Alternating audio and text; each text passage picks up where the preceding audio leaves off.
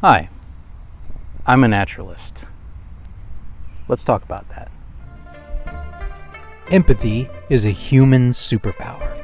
It sparks our curiosity, engages our compassion, and animates our connection to all living things. Let us journey together towards understanding as we sail through space on this amazing ship we call planet Earth. This is the Empathic Ecologist. Welcome to this week's edition of the Empathic Ecologist channel. As you can see, I'm out in nature once again, trying to get back to that, particularly for the Empathic Ecologist series. Stay tuned, by the way. At the end of the episode, I'm going to be talking about some big changes that are coming to the channel. So, stick with me to the end of the episode, or if you just really want to know right now, you can forward to it. But hey, I've got some cool stuff to talk about, so stick around and listen. So today's topic is naturalism. I have been self-identifying as a naturalist for probably about a year or so now, maybe a little more. It's not something I've talked a lot about in public, but I have recently put that on my Twitter page. So, I identify as a free thinker and as a naturalist. However, when I looked at the definition of naturalism and naturalist, what I found, both whether it be on the dictionary or whether it be even on Wikipedia, was not particularly appealing, and it didn't quite fit the way I view naturalism. At the end of the day, all of these concepts are things that we humans have invented, more or less, right? Even down to the terminology. So why can't we redefine them? Now, when I say redefine, I don't mean a wholesale change of the language or the intent of the word naturalist or naturalism. That's not what I'm talking about. I am talking about something akin to a new naturalism or a contemporary naturalism. To that end, I wanted to share a quote with you from a book I just found today on Amazon. I looked up naturalism, and I was trying to find something that was a more contemporary take on it. And I think I may have found a good source. So stay tuned, I'll share more as I go along, but I've just started reading the book today. But this initial quote is right along the lines of what I want to talk about. So this is from the book For a New Naturalism, written by Arran, I'm not sure how he pronounces it, but Arran, Gare, and Wayne Hudson. This is from the Telos Investigates series. So, the authors have this to say. The contemporary naturalist challenge is to overcome the one-sided and predominantly mechanistic naturalism coming from 17th century Europe. At one level, this is a philosophical issue about how best to interpret the natural sciences and the world to which they relate. At another level, it is about developing a rationalism capable of providing a basis for ethics, education, and aesthetics. If our civilization continues to uncritically accept mechanistic and reductionist versions of naturalism, then it is unlikely to be able to solve the massive problems that confront it, from economic development to international security to climate change. On the other hand, if a richer and more inclusive naturalism can be developed without losing the explanatory purchase and progress characteristic of the modern natural sciences, then we may be able to overcome the agnosticism about goals and values that deforms the contemporary West. I really like that quote. There's two sections of it that resonated with me the most. One is where the authors say, at another level, it is about developing a rationalism capable of providing a basis for ethics, education, and aesthetics. But the first two are pretty self-explanatory, ethics and education.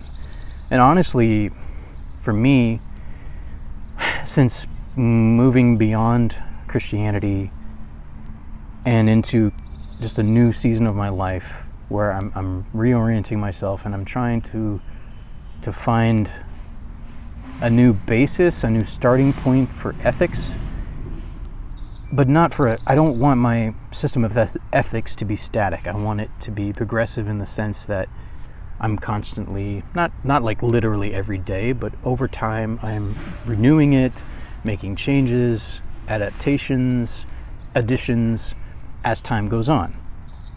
In a sense, to make my own system of ethics and morality a living document, if you will. Which in reality, I mean, most humans, like that's our real lived experience, right?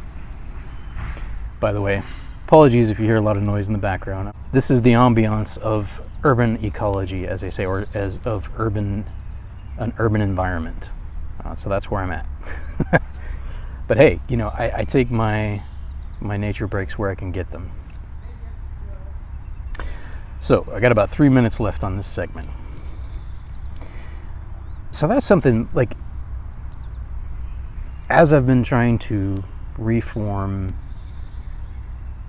the way I approach morality and ethics, you know, and by the way, you can check out a video of mine. I'll provide a link to it in the description of this video, or actually probably in the end credits where you have the recommendations. It's called Rebuilding My Foundation for Morality and Interpersonal Ethics. And it's one of the very first videos I made for this channel. And much of what I was considering and contemplating back then is still with me today. And I'm more and more coming to the conclusion that for humans, like for human interpersonal ethics, the necessity of cooperation is in a sense the mother of our ethics and our morality. You know, in order to survive on this planet and to thrive, if you will, we have had to learn how to cooperate with one another. You know, whether it's a hunting party of human males, you know, in the distant past, you know, all banding together to hunt down, say, a saber-toothed tiger. Now, I don't know if saber-toothed tigers are actually current to Homo sapiens, but you know what I'm saying, like, you know, a band of hominids, if you will, be it a saber-toothed tiger or some other type of tiger, whatever their prey might have been at the time, you know, banding together, coordinating their attacks. Because we're not the fastest, we're not the strongest, we don't have the sharpest teeth amongst the predators out there, but we are highly intelligent and we're really good at cooperation most of the time. At least within our own tribal groups, right? So you got human cooperation, born out of the necessity of living in this world, on this planet, in our ecosystems. And it's so easy, and I say this as much about myself as anyone else who grew up in either suburban or urban environments, you know, which increasingly, you know, is more and more of the human population. Like, we're growing up not only disconnected from nature in many ways, like in urban environments, we're also increasingly growing up online, spending so much of our time online. And I say that as I'm making a video that's going to go on the internet. And I know, like, that's, in a sense, that's Pandora's box. It's not that we could never put it back in the box, if you will, i.e. the internet. But at this point, I don't think that's likely. So I, along with others out there, am hoping to provide healthier alternatives out there in the world of entertainment or content creation. That's something I really want to move my channel towards. I want to move it kind of away from some of the more skeptical or even some of the more personal videos I've been making, and move it more towards ecology. I mean, hence my name, Empathic Ecologist. I want to focus it more on that. So, but stay tuned at the end of the video for more info on that. For now, I'm going to pause. This is the first half of the video, and I'm going to come back later with some more knowledge about naturalism. Here we go.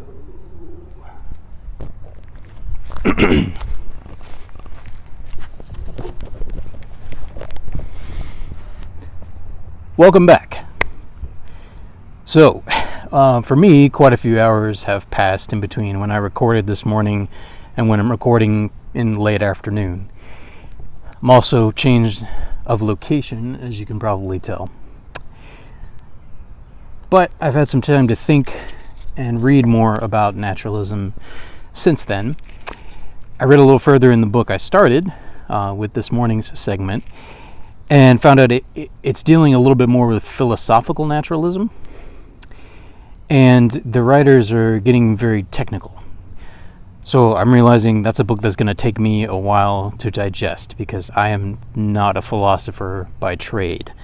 At times I've considered myself a amateur philosopher, and in some sense all humans are, right? We all have a philosophy of life, which is something that Richard Gare talks about. He's a philosopher, he's an historian. For those of you that are unfamiliar with his work, you can check it out on, I believe it's richardcarrier.info, pretty simple website. You can also find his books on Amazon, and you can find a lot of his talks, lectures, and interviews on YouTube. So I recommend him on a lot of topics. And one book of his that I have read, I think maybe twice now, has helped me a lot, and it's entitled Sense and Goodness Without God, a Defense of Metaphysical Naturalism. It's helped me a lot as I've been navigating my way towards a more naturalistic perspective, to think about how I could form ethics, morals, how to figure out what the right values are for me, for my family, for my kids, without it being given to me by a God, essentially. And for me, like, naturalism, really what it breaks down to is what I want to value in this life. For so much of my life, particularly the first 30 years of my life, the cultural and religious traditions I was raised in taught me to value another world, essentially a alternate universe, i.e. the spiritual kingdom of God. I was taught to value that more than, not necessarily in place of, in any complete sense, but to value that world more than this earthly world, more than the natural world, if you will. And one of the logical arguments given for that is that this world allegedly will pass away, right? That it will be destroyed, ostensibly by God himself. This is in accordance with at least the branch of the Christian tradition that I grew up in. And it emphasized apocalypticism, the end times. And this is from and I'm going to get a little nerdy here, a classic dispensationalist perspective. Many of you will not know what that means. In more populist terminology, if you're familiar at all with the Left Behind series of books or movies, it has a lot to do with that. Just that view on how the end of the world is going to play out. You know, things are just going to get worse and worse and worse until Jesus finally comes back, destroys all the evil people, destroys the universe itself, or remakes it, depending on how exactly you view that. But in essence, the world as it is now will be destroyed, and then a new one will be built for Jesus's love, those who love him, his faithful followers, etc. So for so much of my life, I was taught to value that kingdom, if you will, that spiritual, invisible kingdom, or at least invisible to the naked eye, invisible to our normal senses.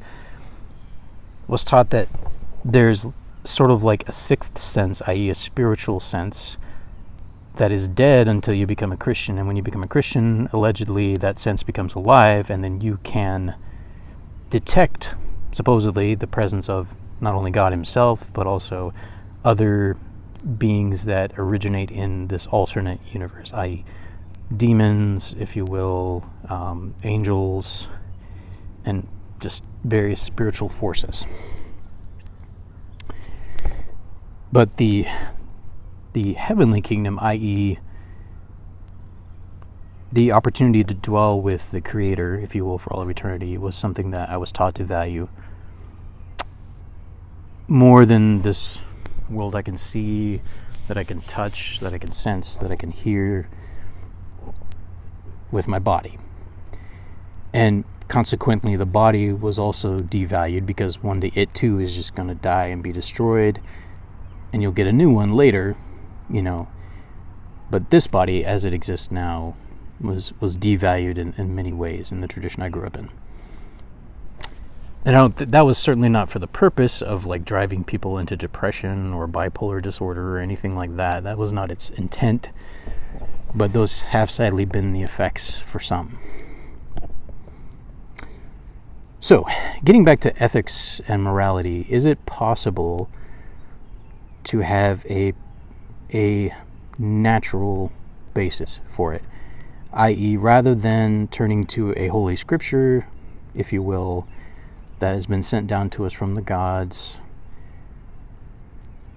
can we derive it through the study of the natural world, through living in the natural world, through trying out different approaches, essentially through the scientific method, through testing, through observing the results of each test, and then gathering that data and improving and making better strategies as time go on?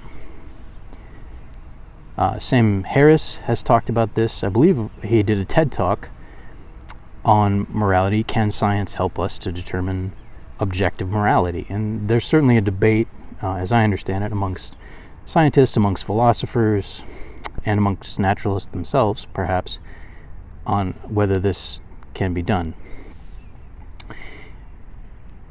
So, before I go any further, I want to take a moment to read a quote from Richard Gare's book.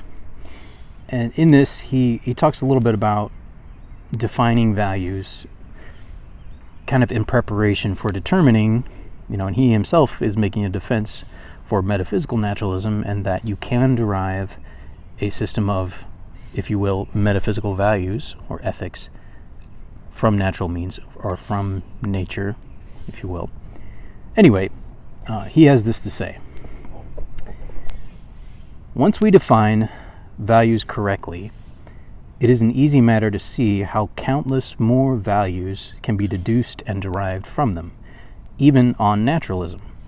So what really concerns us are fundamental or core values that are not derived from any others, but are basic and primary. He further says, in the simplest parlance, a value is a latent, ever-present desire to be distinguished from fleeting, momentary, or incidental desires. When anyone harbors in their character an enduring desire for something, that is a value, as the term is understood in the social sciences. The object of this desire is then said to have value. So, when everyone ought to hold such a desire for something, that desire produces a normative value, a value that everyone ought to have. And Richard Gare comes, to his own conclusions. He believes there's only one core value. Now he's going to expand on that as this chapter goes on, but in brief, he says, on close analysis, I believe there is only one core value. In agreement with Aristotle and Richard Taylor, I find this to be a desire for happiness. Now, when I read that, I couldn't help but think of what Thomas Jefferson had to say. I think it was Jefferson, but certainly, if you will, some of our founding fathers as they talked about life, liberty, and the pursuit of happiness. And I think it's fair to say he did not just get that. He didn't just pull that out of the Bible. He was obviously influenced by others. I'm sure Aristotle was one. Jefferson and the other founding fathers were very well read. Just to give an example, John Adams was heavily influenced by the philosophy of John Locke. I'm not an expert on either man, Jefferson or Adams, but from what I know of both men, they were well read. They didn't just derive their ideas from the Bible. They had broader education than that. Now, at this point, I don't agree with Gare in his perspective that there's only one core value. I myself, this is just where I'm at present. I myself have been kind of honing my own core values, things that are important to me. And I've come up with a few, and like you'll see these pop up from time to time on this channel, on the Empathic Ecologist channel, as well as on my blog, and I think I even have them listed on my Twitter page at this point, because these are important to me. So I'll just list them for you real quick here and talk about them in brief, and we're going to have to wrap up here shortly. So, kind of my top four, and actually I will add a fifth in there, as I just recalled. These are values that I came to, honestly, a little over a year ago. For a period, I was identifying as a spiritual humanist. I no longer identify as such, but these are some values that I still keep coming back to. And it's kind of what he describes as an ever-present desire. It's one that keeps coming back. It's not just fleeting. It's not just for this season of life. It's no, I keep coming back around to these over and over again in the course of my life. And they are these 5. Empathy, curiosity, connection, compassion, and symbiosis. So I'll just give you a brief rundown. I mean, empathy, I have an entire video devoted to that on this channel. You can check it out. It's in this Empathic Ecologist series. It's one of the earlier ones I did. I borrowed some inspiration from the work of Frans de Waal and his study of empathy in other primates as well as humans. Feel free to check that out. But it's just essentially the ability to be sensitive to the needs of other living beings, to feel their pain, to be aware of their needs, so it's empathy. And typically that drives us to several things. I think in many ways it drives our curiosity about the world, particularly our curiosity about other living organisms, and especially other mammals, those that display evidence of an emotional life similar to our own. So it drives curiosity. It drives our connection in many ways, or it certainly affects it. I think, in fact, those who have less of it, which science has demonstrated, as I understand it, that some humans are naturally born with less of it. In some cases, they turn into what is commonly known as a psychopath. These are people that don't desire connection with other humans very much. It's not of much interest to them. They may have sort of a morbid curiosity about them to some extent, but it doesn't drive them to connect with other human beings socially, and it doesn't move them to compassion or to show kindness, generosity, sharing in the most basic sense, resource sharing with other humans. Empathy is a natural ability, one that can be affected by the environment you grow up in. It's one that can either be exercised or neglected. Those that grow up in a very unhealthy environment where their empathy is not properly exercised can develop sociopathic tendencies, where they show a similar lack of concern for the needs of other people. They're very self-focused. Many are what you would refer to as narcissistic, and some legitimately have narcissistic personality disorder. It's not necessarily a static condition. Like there can be some change in a person who demonstrates that. They can become healthier as they learn to engage empathy, but suffice to say, the older you get, probably the harder it is to change if you have those patterns in your life. But if you have a normal amount of empathy, if you will, a normal ability to feel the pain of others and be aware of their needs, sensitive to social cues, facial expressions, emotional, emotions in someone's voice, for instance, like picking up on sadness or happiness, excitement, aggravation, what have you, as well as obviously all the facial cues, those of us who can see, have that sense, we are very attuned to the facial cues of other humans. And this all facilitates our connection. We are highly social animals, and we connect with other humans. And most of us, at the very least, within our close-knit groups, our tribal groups, if you will, whether it be our immediate family or maybe our coworkers, or, if you're part of a religious group, it might be those in your religious group, or say if you're a big fan of a sports team, it might be other fans of the same sports team, you have a big hobby or a social justice cause, whatever it is that drives you to connect with others socially, your social group, you're going to tend to demonstrate statistically, more compassion, have more curiosity about them, and more desire, more connection with them. And the final value really relates very closely to naturalism, and that is symbiosis. I think we humans, as I discussed a little earlier, with our tendencies to be disconnected from nature because of our increased urbanization and our increased presence in the virtual world, if you will. And again, I realize the mild irony of me saying this on a YouTube video that's going on the internet.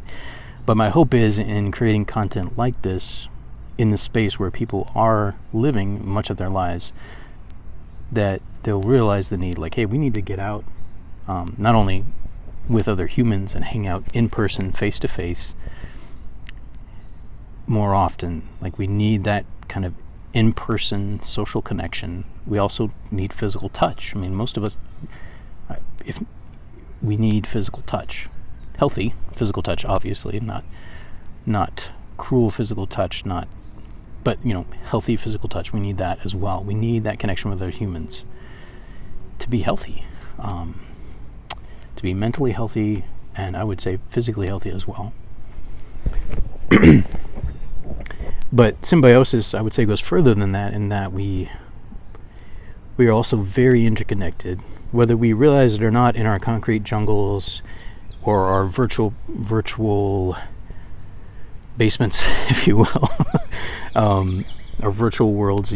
Whether we realize it or not, we are highly interconnected and interdependent with the rest of nature. And I think the more we can get out in spaces like this, where we're around the trees, we're around the animals, and do so with other humans or with other mammals, perhaps, if you have a dog, a cat, what have you, riding a horse, I think the more we get a sense of that. And this goes even to how we get our food. I've talked about animal ethics. I've talked about veganism on this channel. I'm not currently a vegan myself. I'm still debating the value of that to the effects of that lifestyle on the overall ecosystem, and whether it's something I want to commit myself to. I've tried it out I think I tried it for 30 days or so, and it was very difficult for my body to adjust to, for one. But I'm trying to figure out where I stand on that. So that's something I'm still thinking through. But at the very least, I'm now becoming more and more an advocate for the ethical treatment of animals, given that I am one, and we humans are animals, and we are very interdependent with other animals, not to mention with the plants that you see all around us. Trees, I mean, they give us so much of our oxygen comes from the trees and from the oceans. We need to take better care of our oceans. That's a topic I plan to talk about more in coming videos. But we need to recognize that we live, whether we like it or not, we have symbiotic relationships. But I think sometimes, like, the less aware we are of that, I think the more we tend to become parasitic. And it, as far as the fight for survival is concerned, in the strictest sense, nature, and I say this in the abstract, nature doesn't care whether you're, actually that's not true. And this is where the idea of morals come in. So you have parasitism versus symbiosis. So a parasite, and I suppose predation might be somewhat similar. It's a little different though. But a parasite essentially lives off, sucks the life out of another living organism. They don't do any of the work of gaining, of, say, gathering plants or things like that, or Like in our case, doing agriculture, what have you. They don't do any of the work to gather the energy. They just steal the energy that another organism has already made. In some sense, that's what predation is. We're kind of stealing complex proteins and energy from another living organism that has already gone through the work of gathering the plants and eating them and all that. I don't say that necessarily in any ethical sense, but more as an observation. Like, that's what we're doing, right? When we eat another sentient organism, we are stealing the complex proteins that their body has already created. It's like a shortcut, if you will. But where we can become parasitic, more parasitic than symbiotic, is when we overuse and abuse the natural resources around us, when we harvest and consume more than we need, more than our own survival merits. We humans, particularly in the last few hundred years, have been very guilty of that, especially in the last century. And we're becoming more aware of that, and I think the coming generations, I see hope, that they, both my own generation of millennials as well as Gen Z, and then the one after that. I don't know if anybody's picked a name for it yet, but I see hope that there's more awareness of that, and of the need to live symbiotically, both to be aware of how intertwined everything is, how interdependent we are with other living organisms, and how dependent we are on this planet. This planet doesn't need us much. Not much, We might give some benefit back to it. But then if all humans died off tomorrow, there would certainly be an effect. And there would be some deleterious effects to the broader ecosystem, but the planet would rebound and life would go on. It would suck for us, for sure. But yeah, like for me, at the heart of naturalism, and perhaps maybe you could call it ethical naturalism, or even empathetic naturalism, But it's wanting to be more in touch with the natural world, wanting to be more connected to not only other humans, socially and interpersonally, but same thing. That was redundant.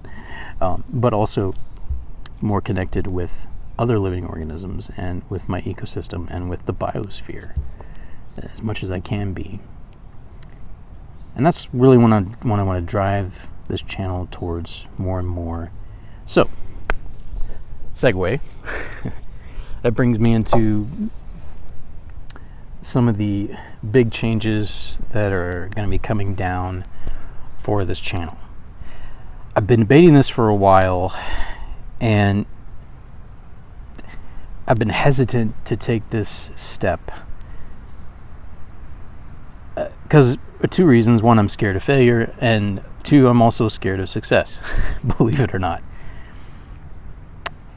So I've noticed that the YouTube channels that reach the broadest audiences and seem to be at least the type of channel that I want to produce, like one that's more educational.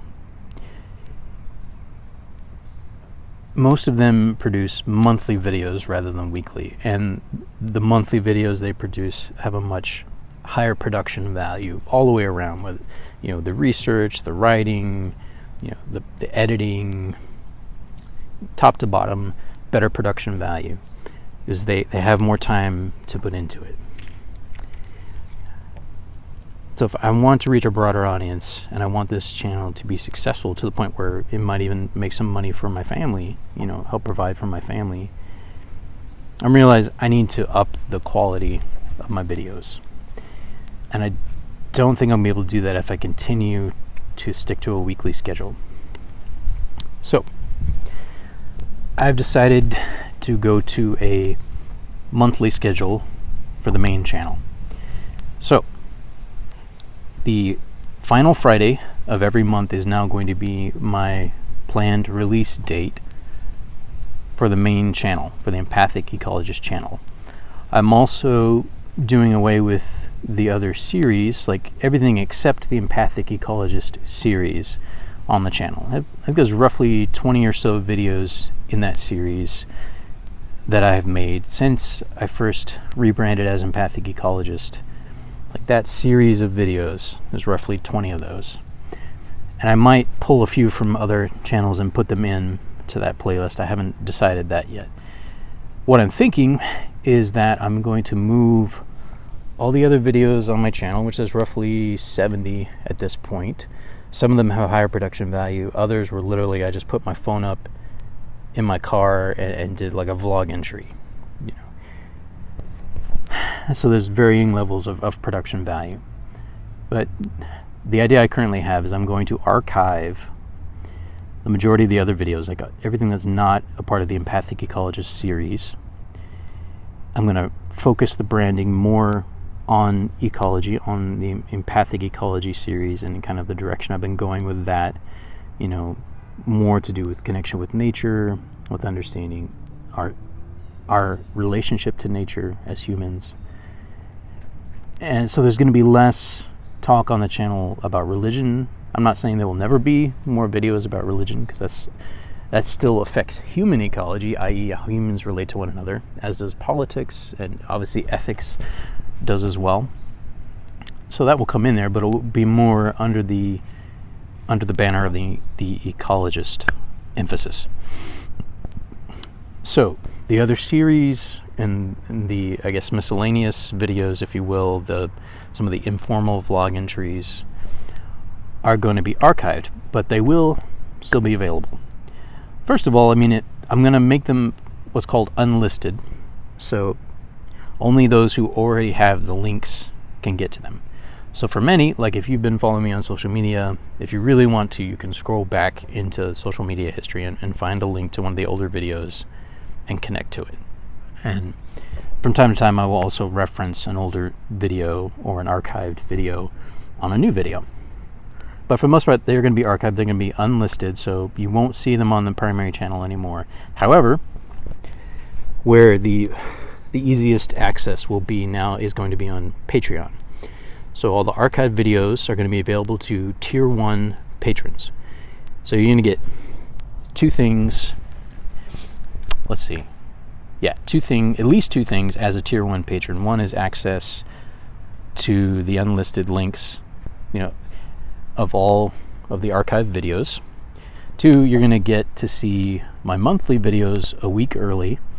So my goal is, like, the Friday before the official release date, I'm going to release just to Patreon.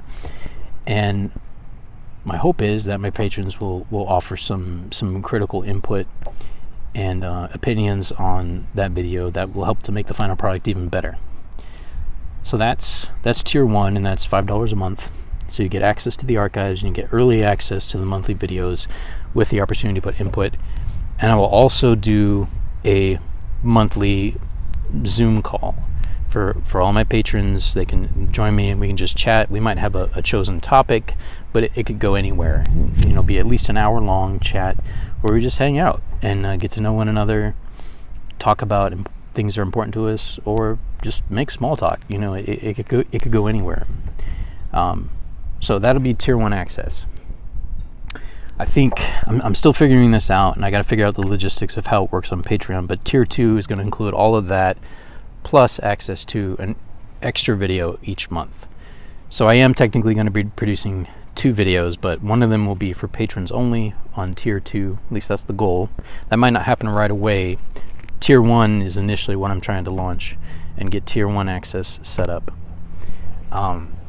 So I need to tweak some things with that, but eventually Tier 2, you know, will include an extra video each month, probably the second Friday of each month, something like that. But initially with Tier 1, like I said, access to the archived videos, and then you get access a week early to, if you will, the rough draft of that month's video, and you have an opportunity to offer your input on the video itself and improve the final product. And who knows what might come out of that. You know, I'm looking forward to the potential collaborations that could come as a result. So this is both, like, I'm hoping to move this in a more professional direction, both because I really want to offer something that is of value to you, the viewer, or the listener. Because if you're like me, a lot of times you just listen to YouTube videos, you don't just watch them, especially if it's like a lecture or an interview or something. I've listened to quite a few that I've never watched. And for those of you who do both, So anyway, that's the big announcement. I think that change is going to take effect. My plan is to have it take effect July 1st. So next Friday, essentially. So on the main channel, you're not going to see a new video released until the end of July. And I'm still kind of fine-tuning the final topic, but my goal is for it to be related to climate change in some fashion. It's something I've been meaning to investigate more thoroughly for a long time, and I've kind of just scratched the surface. So over the next, 4 or 5 weeks, I want to really dig in, and certainly I'm not going to come to a final conclusion, but I want to come to a working theory, at least for myself, by that point, and share where I'm at with you. I guess for patron, this is assuming I have some patrons by then, which I hope I will. But I will release the rough draft a week before. That's my goal. I don't have the calendar in front of me, but whatever that is, like the third Friday in July, I'm planning to release the rough draft to Patreon only.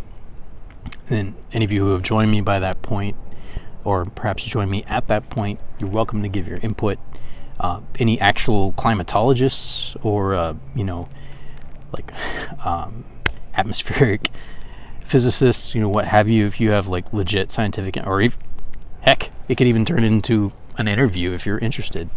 I would love to have experts on, like if you've spent like hundreds or even thousands of hours studying this and like doing real world science, I'd love to have you on to talk about it. But yeah, we'll see where it goes. So, that I will say, peace. My fellow humans, live long and prosper. Stay curious and be healthy. Thank you for joining me for this week's episode of the Empathic Ecologist channel. If you would like to get in touch with me, you can follow me on Twitter at EMP_ecologist or on Instagram at ourbest_WS. You can also email me, lifeisherevlog@gmail.com. Be sure to check out the blog as well. The website is www.empathicecologist.blogspot.com. Until next time, my fellow ecologists, stay curious and be healthy.